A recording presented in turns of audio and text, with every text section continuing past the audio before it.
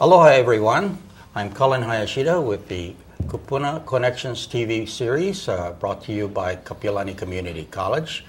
This week we are very excited about the opportunity to talk about fire safety for older adults, and every week we come up with a different topic and we'll share this with you as we move along.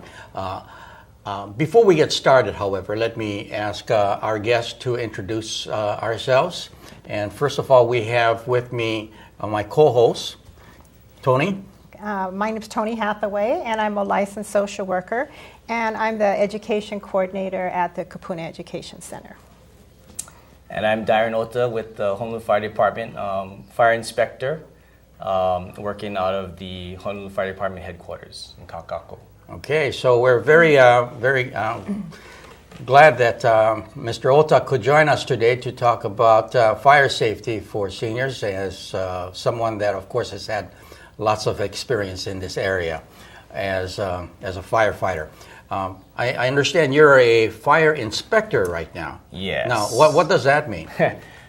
Basically, I'm part of the Fire Prevention Bureau for the Honolulu Fire Department, and the Bureau has a few responsibilities, one of which is codes enforcement, so looking at existing structures and making sure they're up to fire code. The second is looking at plans review, so working with the design construction guys and making sure that new construction is up to fire code.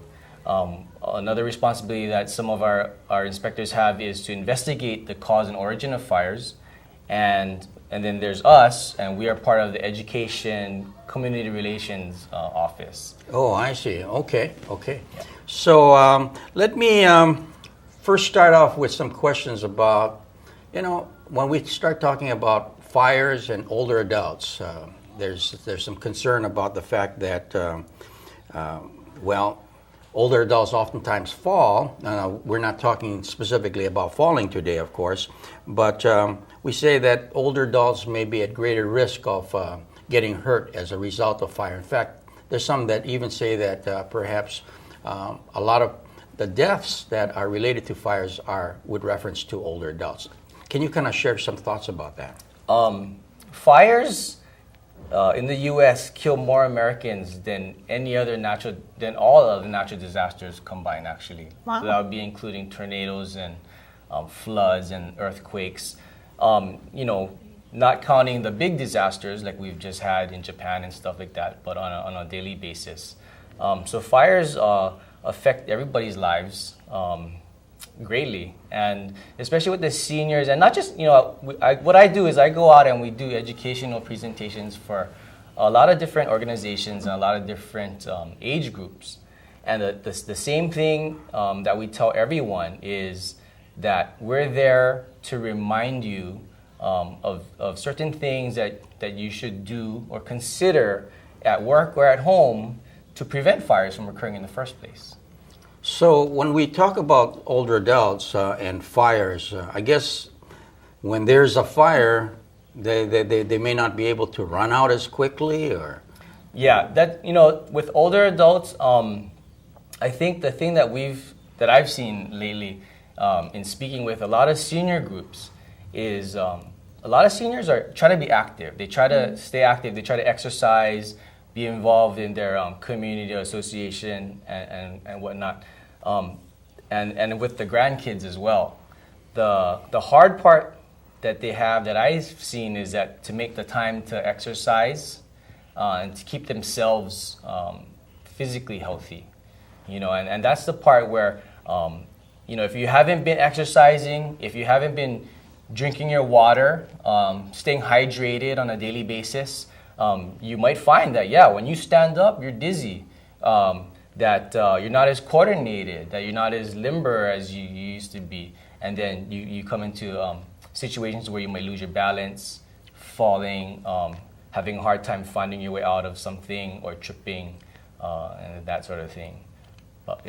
So for me, just seeing the seniors and just reminding them that they need to continue to treat themselves well physically, and keep themselves in good shape. I see.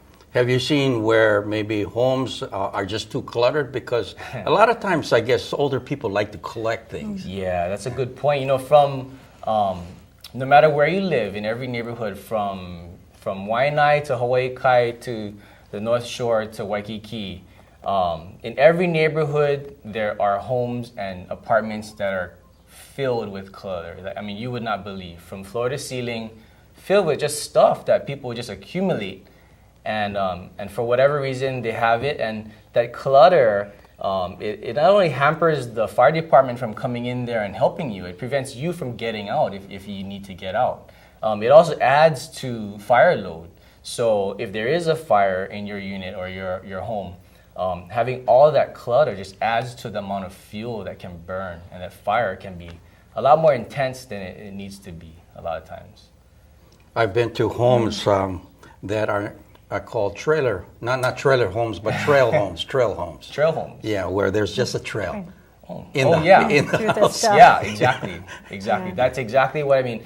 I've been to some where you can barely crack the door open. These are seniors, and you can barely crack the door open. And once you get inside, just like you said, floor to ceiling, newspapers, old food products. Just books, magazines stacked from floor to ceiling. And it's something that the community should be aware of. There's organizations out there that can assist individuals like that. And if people know of individuals who are in that situation, definitely it's good to go ahead and be proactive and look into getting them some assistance. To get all that thing out? Exactly. As much as possible, Yeah, you're right. It's more fuel to burn. It is more fuel to burn. It's harder to find the source of the fire. Right. Yeah, okay. Well, I wanted to ask a question Yes. about what you do if you have a fire. I recently saw a video that showed a fire in a home that started on the stove where there was oil in the pan, and we tend to want to put water on it, and that turned out to make it much worse. It flared up really badly. It was really dramatic. And so I guess that's not the right thing to do. What should you do? That is not the right thing to do. I believe the video you're speaking of was an oil or grease type fire in a pot or pan. There's a lot of videos like that around that you can view. I believe even a TV show on a cable channel recently kind of tried to debunk that myth or to prove it, and they were able to get a 30-foot flame out of it by just pouring, like you said, water on a grease fire. Yeah. And there's several things, and we can't stress that enough. If that's we don't want that to be people's first reaction.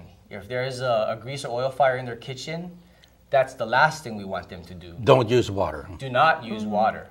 What we want them to do is to cover the pot or the pan with a lid or a cover. If it's for the pot, even better. If they don't have the exact size lid, they can use a larger lid, or they can use a larger pot or a large pan that would cover the surface of the one that's on fire. They can even use cutting boards, like a lot of cutting boards are made of ceramic or granite these days. But anything to cover and to smother the fire, to take the oxygen away from the fire. And then the fire will die down, turn down the stove, and the fire will die down. And go ahead and call 911, of course, to make sure. But definitely, we want that to be people's first reaction rather than getting a cup of water and tossing on the fire. Because like you said, the water and oil don't mix. So the water is going to displace the oil, push that oil that's on fire out of the pot. At the same time, it flashes to steam instantaneously. And that's a pretty violent reaction. And that adds to the explosiveness of the situation. So that fire that's contained to the pot or stove is now not only there, it's going to be on your wall, on your ceiling, it's going to be on your floor, and it's going to be all over you. And then now you have a bigger problem. Yeah. Well, that kind of leads to another question. What do you do if your clothes catch on fire? And so, and this is, again, something that we tell everybody from preschool to senior adults to everyone in between is stop, drop, and roll. And it's something that people think, oh, I've heard this a million times since the time I was a kid. But the reason is we want it to be where it's more of a reaction. The more you hear it, the more you hopefully be more inclined to just do it rather than having to stand there and think about it. There's a situation in a public school recently where a teacher was cooking on a portable gas stove, a butane stove. The flame had gone out, and so the gas had kept coming out of the stove. It ignited, and then the teacher subsequently caught on fire. She had pretty good burns on her arms, her hands, face, her hair, and her clothes. And you know, the first reaction you would hope is that she would immediately drop to the ground and just roll until the fire goes out. I think that did happen, but it took some time because I think the initial reaction by not just her, but by the other staff members was one of shock. You know, and that's kind of natural, you know. But so hopefully again by just repeating it over and over, stop, drop, and roll if your clothes are on fire, and roll around until the fire goes out, that if it does happen, rather than be in that state of shock and not know exactly what to do in a few moments, rather than that, you would automatically be able to just, I'm on fire, drop to the ground, or so-and-so is on fire, get them to the ground and roll around until the fire goes out. And if you're there with somebody that is on fire, their clothes on fire, how do you help that person? I would, just like I said, try to keep up calmness of mind, get them to the ground, stop them from running and fanning the flames, and have them roll around on the ground until the fire goes out. That's what I would do. If I can, I would look for a natural fiber type cloth, maybe cotton or wool, something, and then and you can smother the fire. Like a blanket or something. A blanket or water. If you have water at that point, you can stop the burning process. I see. Okay. Well, I guess one of the other things that struck me in another video was it was showing how quickly a fire spreads and how little time you really have. I mean, it was really surprising. It was showing a Christmas tree that had gone up in flames, but it really only took a minute, and the whole thing was in flames as well as the couch next to it. Right. So what does that mean for people? I mean, if that happens to you, what do you do? That's a point that we try to get across. I mean, we're talking, this is middle of the month. Christmas was a few months ago. However, I still see Christmas trees around our neighborhoods. I see Christmas trees on the side of the road. I see Christmas trees next to the bulk trash that's waiting to be picked up, next to the couch, next to the sofa. If people just realize that Christmas trees, especially when they're dry, by the time they're brown, that's really late. But Christmas trees are very flammable. Christmas trees tend to explode if they catch on fire. They're full of pine oil, and they have a lot of surface area, so they go up really fast. One thing that we recommend during the holidays is if you can take a pine needle off your tree and just kind of flex it between your fingers. If it flexes, then that kind of shows you that the tree is hydrated.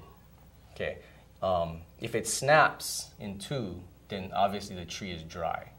Okay. If it's Christmas Day, we're joking with some kids today, or making an example of it with some parents.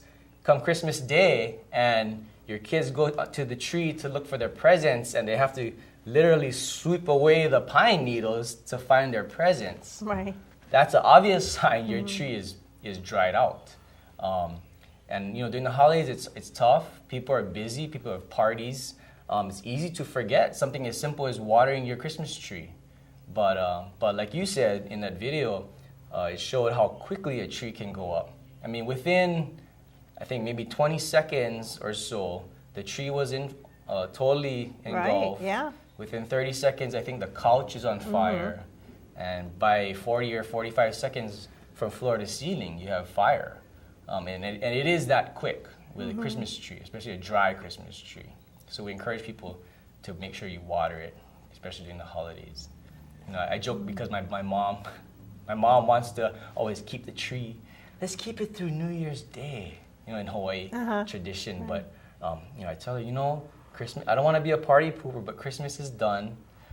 Let's go ahead and throw the tree out. It's just a safer thing to do. Oh, good points. Good points. Yeah, and with older adults too, of course, in moving less quickly, of course, 1 minute makes a huge difference. Oh, of yes, course. it makes a huge difference. Yeah. Yes. Now let's ask some broad questions with regards to cause. Okay. Of course, if we have a fire in the home, there are many ways in which fire can get started. What can you say about some of the common causes of fires in the home? What we found is that basically there's three main causes, and there's a host of others, but one is electrical, one is smoking, and the other is cooking. So electrical fires, smoking, and then cooking fires. Those are the three that, if you were to listen to the fire department's radios at all, you hear those types of alarms come in a lot. Electrical fire, cooking fire, overcooked food, that sort of thing. In regards to electricity, a lot of things that we see are, besides the malfunctions that may not be the homeowner's fault, you have situations like overloaded circuits. Real common things. For convenience sake, people buy the adapters that make your 2-outlet plug into like a 8-outlet all of a sudden. Yes. And it can easily overload a circuit, overheating a circuit, causing a fire. I guess you read about that in the paper pretty Yeah. often, that type of fire. Yeah. In those You'd be surprised. situations, where will the fire start? At that? It would start at the plug. At the plug. on the wall. Yeah. I see. But there's other things that have to do with that that are kind of related in that people, I think, don't take a look at the cords for the equipment enough. You remember the insulation is rubber a lot of times on the outside, and it'll deteriorate over time. If you just bend it a little and you see some cracking, it's a good indication that the insulation is wearing out. Yeah. So you need to get a new one. Get a new one, get a new appliance, or replace the actual cord. Yeah. A lot of people pull the cord out of the wall by yanking on the cord, right? A woman asked me, "Oh, but every time we pull it out, doesn't it separate a little bit from the plug?" I said, "Well, no, not if you're pulling it out from the plug head. Then you're okay. But I think the habit is just to yank it from the cord, and yeah, over time the cord end will pull away from the plug end, and you're gonna get some fraying of the insulation, and you got exposed wiring, and you have a fire hazard." I see. So then you got smoking as another kind of a problem? Yeah, so another common cause is smoking. We find that if you're gonna smoke, don't smoke in bed. It sounds cliche, but it's true. People fall asleep all the time with a cigarette, and then their mattress catches on fire, their pillows catch on fire, and it's because they fell asleep. But along with smoking goes matches and lighters, and that's another big key for us when we talk to senior adults as well as with parents, because the children, people think, okay, matches and lighters, kids can't figure out how to light a match, strike a match. Kids can't figure out how to use that tamper-proof, child-proof lighter. But you know what? Given enough time, a 4-year-old, a 3-year-old, given half an hour alone in the back room is going to figure it out. Yeah. And that's what the one you read about in the paper. 3-year-old, playing with matches and the house burns down. We were also talking about that pouring water on an open stove. So the stove is also another concern then. With causing fire. Yes. So cooking, going back to so cooking, so we've got electrical and then smoking hazards. Cooking is another big one that a lot of times people don't pay attention when they're cooking. They forget that they're cooking something on the stove. It's so easy. My example is always, because I cook at my house, and it's so easy for me to be cooking, and then their TV's on over there, and then it's a sport on TV, let's say basketball, and you got a minute left, and then the game gets more interesting as time winds down, and I find myself getting comfortable and stuck to the TV rather than the stove. And then what happens? Then the stove starts smoking, my smoke alarms go off, and I got to rush back to the stove. So unattended cooking is a big one. Use reminders. Good idea to leave the light on, even if you don't need it. The stove light, leave it on. So if If you walk by and you see it, you go, why is the stove light on? Oh, I was using the stove. Or carry a oven mitt with you all the time, or a spoon, just to remind you that you were doing something, you were cooking something. That's a good point. Yeah. That's a good point. Going along the lines of the oil and grease fire with a pot and covering it, even if you don't need the cover to cook, it's a good idea to take the cover out of the cabinet and leave it on the counter. That's another reminder that tells you I was cooking, I was doing something. But if something should happen, the cover's right there. It's right you there. got it. Yeah. That's a good idea. Okay. Yeah. Well, I guess we'd like to talk about a few other things having to do with prevention. Are there some general sort of preventive things that seniors should do to prevent fires in the home? Yeah, seniors, as far as prevention, what we encourage seniors to do, take a look at their surroundings first of all. Yeah, where are you in your home? What do you use a lot? And then start there, the things that you use on a daily basis. Are appliances that create their own heat, are they plugged directly into the wall, or are they plugged into a power strip? The reason being is that we encourage people to unplug these appliances, like things that produce their own heat, like hot plates, toasters, coffee makers, that sort of thing. Unplug it after you use it. The reasoning is because if it malfunctions at all and it's plugged in, you could have the heating element on and you're not aware. Hours later, the heat builds up and you have a fire hazard. And again, that's the same reason why you wouldn't want it in a power strip, because human tendency is to leave power strips on all the time. You have the same situation, yeah? A malfunction in one of those units, you have a fire hazard. Starting with those items that you use on a daily basis, but also being careful to remember the things that you don't pay attention to or that you don't use so often. A lot of times people have old wiring in their homes. Your homes need to be rewired. You don't have a ground, which means you have a shock hazard in your home. Like I was talking about the cords and insulation, okay? Checking that. Other things like if you have circuits that are overloaded, yeah, and it's been like that for years, go ahead and take out that adapter, yeah, and then consider getting an electrician to install a new outlet, maybe closer to where you want it. Things like that. Other things like smoke detectors are important. We encourage seniors to put a smoke detector in every room. Every room. Every room with exception of the bathroom and the kitchen. Because the kitchen, you cook, you're going to have a lot of false activations. And the bathroom, because of the steam that's produced. And you're, again, prone to some false activations. But every other room. Yeah, in every other room, including the hallway and the living room. And the bedrooms, too. How about having a fire extinguisher? Having a fire extinguisher is good. A lot of people have a fire extinguisher and they have no idea how to use it. Right. A lot of people have a fire extinguisher and they're intimidated about using it. And a lot of people have fire extinguishers, but it's out of sight, out of mind. In other words, it's hidden. It's under the cupboard. It's in the closet somewhere. So if there is a fire, They don't know where it is. are they going to know where it is? Again, when something like that happens, an emergency, it's very reactive. People aren't going to be standing there thinking about things. They're reacting, right? And so when you don't see something, you tend to forget about it. And so that's kind of the situation that we find a lot. But extinguishers are definitely very, very useful, in the home. So I guess part of it is really thinking ahead and maybe doing some planning so that you know what to do and you know where things are. I mean, I remember when my son was young, they used to bring, every year we had the fire prevention pamphlet, and they bring it home, we go over it, we do it every single year. Now, older adults don't have that unless they have a grandchild who brings theirs home. So, but should they have a plan? Yeah, definitely. You're mentioning the fire safety guide.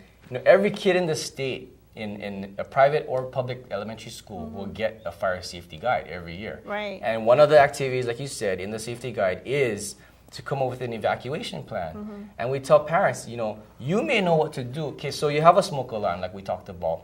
What happens if it goes off? What are you gonna do? Do your kids know what they're gonna do? Because if they don't, you should talk about it. You should practice it. Drawing it out just helps visualize where you need to go and what you need to do. But it's all about accountability and communication. So that when the fire department shows up, you folks are all in the same place and you can say, we're all here, we're all accounted for. You don't have to worry about anybody. Now, we have a lot more people nowadays living in condominiums and apartments, Yes. high rises, older adults too. Yes. Any suggestions, prevention? Yeah, if you're living in a high rise, some things to consider. You can't always control your neighbor. I know a lot of times I hear about it when we talk to seniors is maybe their neighbor is not complying with the rules of the building or whatnot. You can't control that. But what you can control is your actions if there is a fire. And so with that in mind, you got to remember that a lot of times sheltering in place is important, is safe. And also the stairwells are also a safe haven. I see, okay. Well, we just have just a few minute or so left. So perhaps I could ask you for, the viewers have heard a lot of information here and a lot to kind of absorb. One last tip for our viewers, what would you say? One last tip that I really would want to stress is to call 911 if you have an emergency. A lot of times emergencies happen every day, all the time. I mean, every so many minutes there's an emergency in Hawaii, on Oahu. A lot of times people don't call. Right. Because for whatever reason, they don't want to make a big deal about it. They don't want to bother the firemen or the ambulance personnel or the police. But you know what? That's our job. We're public servants. We're here to serve the public. Call 911. Okay, that's a good thing. So, again, we've had a great opportunity to talk to Mr. Dairon Ota with the Honolulu Fire Department about fire safety for seniors, and actually it applies to everyone. Yeah. So thank you very much. And for those of you who are viewing today, thank you for viewing this program, and we'll hope to see you again next week.